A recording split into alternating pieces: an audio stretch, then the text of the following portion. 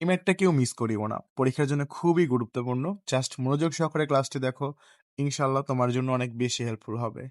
দেখো বলা আছে এখানে একটি একই দৈর্ঘ্যের দুইটি তার, মানে দৈর্ঘ্য সেম মানে এল সেম, এ ও বি একই উপাদান দ্বারা তৈরি, তার দুইটির ব্যাস যথাক্রমে 2 মিলিমিটার এবং 4 মিলিমিটার। দুইটা তারে দেখো এখানে ব্যাসটা ভিন্ন দেওয়া আছে এবং তারের অসহপীড়ন দিয়ে আছে এত। অসহপীড়ন মানে কি তুমি জানো? মানে ওই তারটা যতটুকু পর্যন্ত টান সহ্য করতে পারবে অতটুকুই, তার বেশি টান দিলে এটা কি হবে, ছিঁড়ে যাবে। অসহপীড়ন মানে কি, ও যতটুকু পর্যন্ত টান সহ্য করতে পারবে ওটাকেই মিন করা হচ্ছে। তার দুইটির দৃঢ় অবস্থানে থেকে ঝুলিয়ে অপর প্রান্তে ভারযুক্ত করা হলো। তো ফার্স্ট কোশ্চেন হচ্ছে, এ তারের অসহ ভর নির্ণয় করো। অসহ ভর মানে কি বলো? অসহ ভর মানে তোমাকে এখানে জাস্ট এম বের করতে বলছে।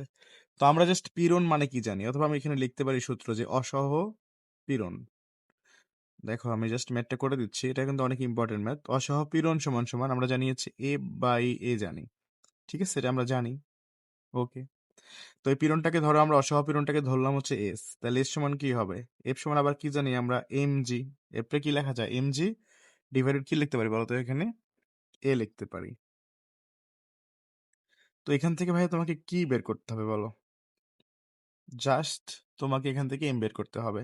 তো এখান থেকে যদি আমরা এমটা এদিকে নিয়ে আসি, তাহলে হচ্ছে দেখো এম জি সমান সমান হবে এস এ, বা এখানে এম সমান সমান কি হবে, এস এ ডিভাইডেড কি হবে বলতো, জি হবে।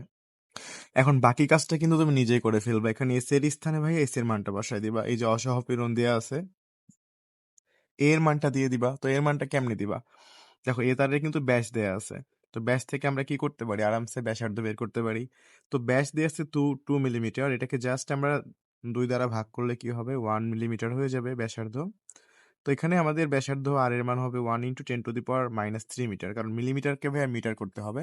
তো মিলিমিটারকে মিটার করতে হলে 10⁻³ দ্বারা গুণ করে দিবা, বুঝছো ব্যাপারটা? এই যে এখানে তোমার হচ্ছে 1 মিলিমিটারকে আমরা মিটার করতে গেলে কি করবো, জাস্ট এই যে 10⁻³ দ্বারা গুণ করে দিব। এরপর আমাদেরকে এ বের করতে হবে।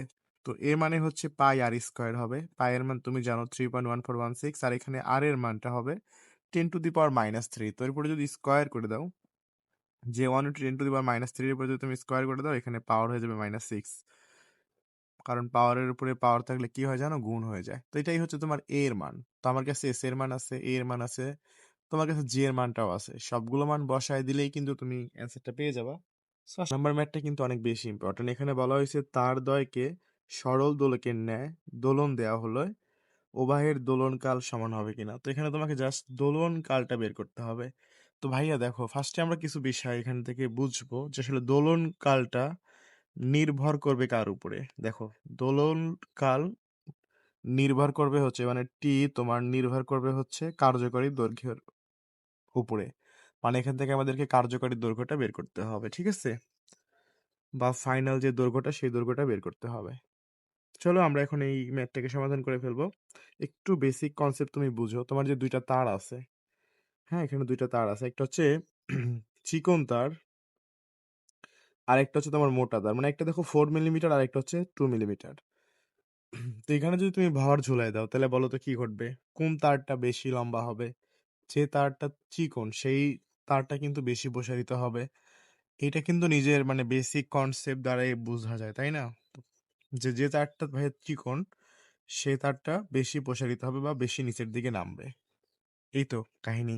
তো আমরা এখানে দুইটা তারের ক্ষেত্রে, মানে প্রথম তারের ক্ষেত্রে দৈর্ঘ্য বৃদ্ধিটা বের করব, ঠিক আছে, মানে কতটুকু শেষ হলো দৈর্ঘ্য বৃদ্ধি পাইছে। এই জন্য এল সমান সমান তুমি সূত্র লিখে দিবা এফ এল ডিভাইডেড, এখানে যেহেতু তোমার ব্যাসের কথা বলা আছে, বুঝছো, ব্যাস দেওয়া থাকলে আমরা বেসিক ক্লাসে পড়াইছিলাম, ব্যাস যদি দেওয়া থাকে সেখানে π/4। প্রথমত এটা হচ্ছে তোমার L1 ধরছি আমরা, π/4 D1 স্কয়ার হবে। এখানে আসলে আমরা ক্ষেত্রফল এর স্থানে π/4 D1 স্কয়ার কেন লিখছি বলো তো?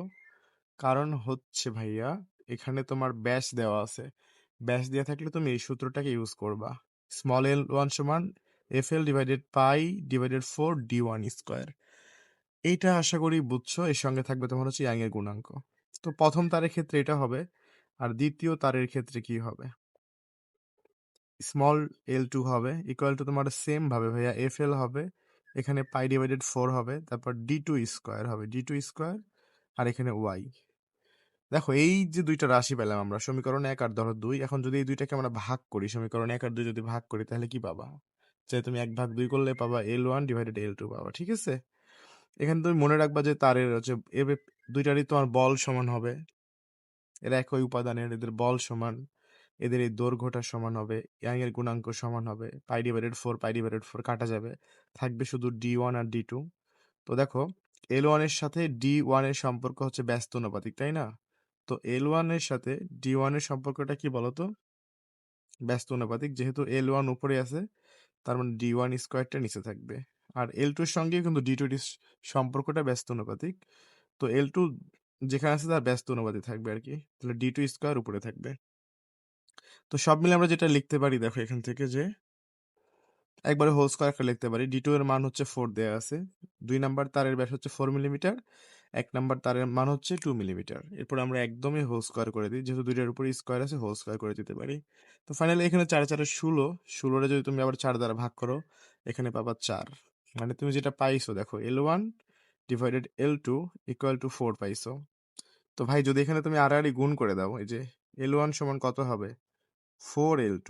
তার মানে তুমি নর্মাল ভাবে চিন্তা করো, L1 এর দৈর্ঘ্য বৃদ্ধি L2 থেকে 4 গুণ বেশি হবে। কেন বেশি হবে ভাই? কারণ তুমি একটু আগেই বুঝে আসলে, যেহেতু L2 তারটা হচ্ছে বেশি মোটা, এখানে যদি আমরা ভর ঝোলাই, অবশ্যই সে কিন্তু কম পরিমাণে নিচের দিকে নামবে বা কম পরিমাণ বৃদ্ধি পাবে। আর L2 যে তার, সেটা কিন্তু অনেক চিকন তার, 2 মিলিমিটার ব্যাসার্ধ দিয়ে আছে। তার মানে এটা অবশ্যই কিন্তু বেশি পরিমাণ প্রসারিত হবে। এটা তো বেসিক কনসেপ্ট থেকেই বোঝা যাচ্ছে, তাই না? তো এখান থেকে আমরা দেখো এই যে L1 যে তারটা আছে, সেই তারটা L2 এর থেকে কত গুণ বেশি প্রসারিত হবে? 4 গুণ। আর তোমাদেরকে ফার্স্টেই কিন্তু বলছিলাম যে এই ম্যাথটা সলভ করতে হলে আমাদেরকে যেটা করতে হবে, দোলন কাল নির্ভর করবে হচ্ছে তোমার কার্যকারী দৈর্ঘ্যের উপরে। তো আমরা এখানে থেকে জাস্ট সুন্দর করে কার্যকারী দৈর্ঘ্যটা বের করে ফেলবো। তাহলে ভালো করে L1 প্রাইম সমান সমান কি হবে? তো L1 প্রাইম সমান সমান হবে তোমার টোটাল L ছিল, তাই না? টোটালি কিন্তু L ছিল, প্লাস হচ্ছে তোমার যে বৃদ্ধিটা হয়েছে L1, বা এখান থেকে লিখতে পারি L1 প্লাস এই L1 সমান কত হয়েছে বলো তো? 4L2। এটা হচ্ছে L1 এর ক্ষেত্রে। আর তুমি যদি L2 প্রাইমের ক্ষেত্রে দেখো, এখানে কি হবে? L প্লাস জাস্ট L2 হবে। ও জাস্ট L2 পরিমাণ কি হয়েছে বলতো? প্রসারিত হয়েছে। আর এটা দেখো 4 গুণ পরিমাণ প্রসারিত হয়েছে। তো এখন তুমি নিজের কনসেপ্ট থেকেই নর্মালি চিন্তা করো যে আসলে কোন তারের প্রসারণ বেশি হয়েছে, বলতো L1 না L2? অবশ্যই ভাই এখানে L1 এর বেশি প্রসারণ হয়েছে, যেহেতু তোমার L1 prime greater than L2 prime, যেহেতু L1 এর তারের পরিমাণটা বেশি প্রসারিত হয়েছে, সুতরাং L1 এর দোলনকাল বেশি, সুতরাং T1 প্রাইম T2। তো লাস্টে লিখে দিবা, যেহেতু L1 তারের দোলন মানে বেশি পরিমাণ প্রসারিত হয়েছে বা বেশি পরিমাণ দৈর্ঘ্য বিকৃতি ঘটছে, সুতরাং L1 এর দোলনকালটা বেশি হয়েছে। তো এই হচ্ছে তোমার ঘ নাম্বার ম্যাথটা। তো আশা করি বুঝছো, বোঝার কথা, খুবই সহজ।